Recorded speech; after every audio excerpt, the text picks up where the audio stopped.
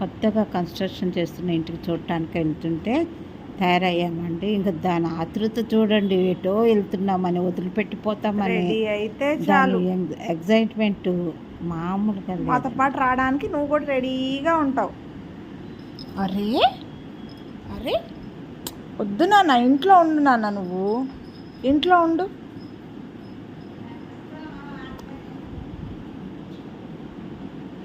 ఇంట్లో ఉండు, పో ఇంట్లో ఉండు, సరేనా? వద్దు నాన్న, ఇంట్లో ఉండు నువ్వు.